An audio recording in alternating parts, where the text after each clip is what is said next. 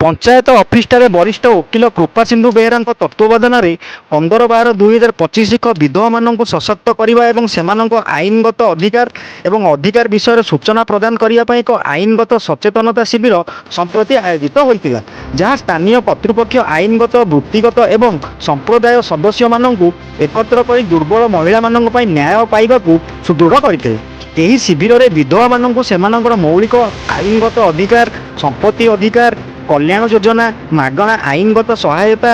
एवं सरकारी संस्था एवं कमिशन गुड़िक उपलब्ध समर्थन विषय शिक्षा देवा उपर ध्यान दि जाता। उपस्थित व्यक्ति मानक भेदभाव विरुद्ध में आईनगत सुरक्षा एवं सेमानकर प्राप्य दाबी करने आईनगत प्रक्रिया को किपरि प्रभावशाली भाव में नेविगेट करेंगे से विषय अवगत कर आईन विशेषज्ञ एवं पैनेल वकिल Shri Kripa Sindhu Behera Ranpur block social security service officer पंचायतर एक्सटेंशन ऑफिसर विधवा मानक प्रभावित करुवा प्रमुख समस्या गुड़िक आलोचना करते जेपरिक उत्तराधिकार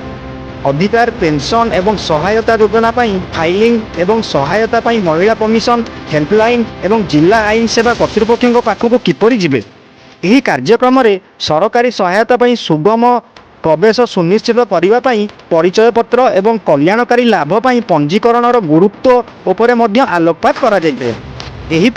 शिविर गुड़िक आईन सेवा कर्तृपक्ष एवं महिला कल्याणकारी संस्था द्वारा सीमांत गोष्ठी मध्य आईन साक्षरता वृद्धि करने चली पदक्षेपर एक अंश। यही प्रयास गुड़िक सामाजिक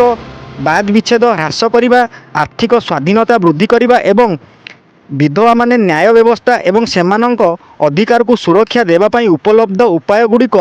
विषय संपूर्ण सचेतन हेबा निश्चित करने लक्ष्य रखिछि। आयोजक माने गुरुत्वारोप करथिले जे आईनगत सचेतनता वृद्धि अधिक सशक्तिकरण आड़क नहीं थाए जहाँ विधवा मानक आत्मविश्वास एवं सम्मानर सहित प्रतिकार पाइबा सक्षम करिथाए। रणपुररू विपिन प्रहराज का रिपोर्ट ओडिशा न्यूज।